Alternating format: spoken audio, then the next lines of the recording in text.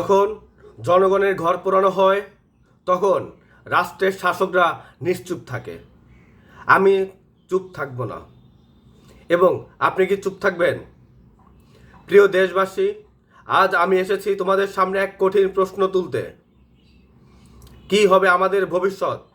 এই প্রশ্ন আমাদের সবার মনে ঘুরপাক খাচ্ছে, কারণ প্রতিদিন আমাদের দেশের যে অবস্থা আরও খারাপের থেকে খারাপের দিকে যাচ্ছে। দেশের শাসকরা বারবার আমাদের আস্থা ভেঙে দিয়েছে। দেশের গরিব দুঃখী মানুষের কষ্টের কোনো মূল্য নেই তাদের কাছে। আজকাল রাজনীতির খেলার জনগণের মূল্য শূন্য হয়ে গেছে। যারা শাসক তারা জনগণের পকেটের টাকা ছিনতাই করছে, এবং যে জনগণের কষ্টে আছে তাদের সাহায্যের জন্য কেউ দাঁড়াচ্ছে না। যারা ক্ষমতায় ছিল তারা যেই পথে হেঁটেছে, জুলাই আগস্টের গণ অভ্যুত্থানের পরের জনগণের যে সরকার, অন্তর্বর্তীকালীন সরকার উপদেষ্টা প্রধান, সেও একই পথে হাঁটছে।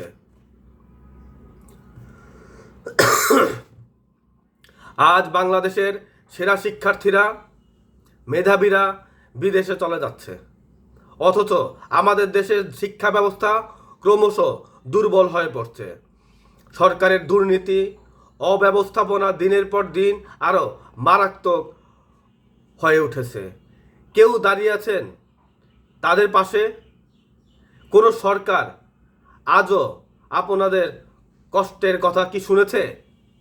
যতটা সময়ে আমরা বসে আছি ততটা সময় দেশের শাসকরা আমাদের পকেট থেকে টাকা বের করে নিচ্ছে।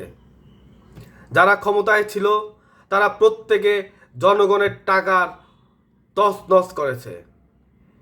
এই অন্তর্বর্তীকালীন সরকার প্রধান উপদেষ্টা ঠিক একইভাবে দ্রব্যমূল্যের ঊর্ধ্বগতি, অনিয়মিত সরকারি চাকরি, জনগণের স্বপ্নগুলোকে একে একে চাপা পড়ে দিয়েছে। তবে এই অবস্থা চিরকাল চলতে পারে না। আজ আমি এখানে দাঁড়িয়ে বলছি, আমরা শেষ পর্যন্ত ঘুরে দাঁড়াবো। আমাদের কাছে নিরাশা বা পরাজয়ের কোনো জায়গা নেই।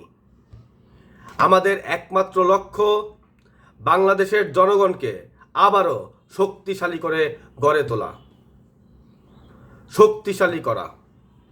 আমরা চাই ধর্মীয় বৈষম্য দূর হোক, শিক্ষা ব্যবস্থাকে উন্নত করা, স্বাস্থ্যসেবাকে জনকল্যাণমূলক করা, স্বাস্থ্য ব্যবস্থাকে রাষ্ট্রীয়করণ করা, আইনের শাসন প্রতিষ্ঠা করা, শিক্ষা ব্যবস্থাকে সরকারিকরণ করা। আজ যে হতাশা ও নিরাশা এবং অস্থিরতা আমাদের মধ্যে ছড়িয়ে পড়ছে, সেই অবস্থার পরিবর্তন করতে হলে একমাত্র পথ জনগণের একতাবদ্ধতা। আমরা একসাথে দাঁড়ালে আমাদের এই বাংলাদেশকে এমন একটি উন্নত জাতিতে পরিণত করতে পারি যেখানে সকল শ্রেণীর মানুষ ন্যায্য সুযোগ পাবে।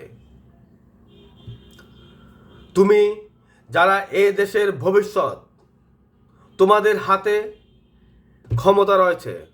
তোমরা যদি সিদ্ধান্ত নাও তাহলে সবাইকে একত্রিত করে এই দেশের ভবিষ্যতে সুরক্ষিত করা সম্ভব।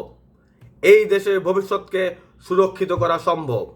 আমরা চাই আমাদের দেশে রক্ষিত হোক স্বচ্ছতা, ন্যায় এবং শ্রদ্ধা। প্রিয় দেশবাসী, আজ আমাদের সময় এসেছে। এই দেশের শাসন ব্যবস্থা যদি পরিবর্তন করতে হয় তবে প্রথমে আমাদের নিজেদের পরিবর্তন করতে হবে। যদি আমরা একত্রিত হই, আমরা দেখব যে সাধারণ জনগণ দেশের প্রকৃত মালিক। আর না, চুপ থাকার দিন শেষ। এখন সময় এসেছে আমাদের শক্তি, আমাদের সাহস, আমাদের একতা দিয়ে সব কিছু বদলে দেওয়ার। এখন সময় জেগে ওঠার, একত্রিত হওয়ার আর এই দেশের মানুষের জন্য কাজ করার। আমি জানি তোমরা এটি করতে পারো, তাই তোমাদের মনে কোনো সংশয় নেই। এই পরিবর্তনের অংশ হতে আজই আমাদের সাথে যোগ দাও।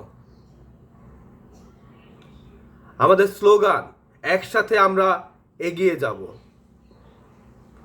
এই ভাষণটি শেয়ার করো, মানুষের মধ্যে পরিবর্তনের বার্তা ছড়িয়ে দাও। জয় হোক জনগণের, জয় হোক মুক্তির।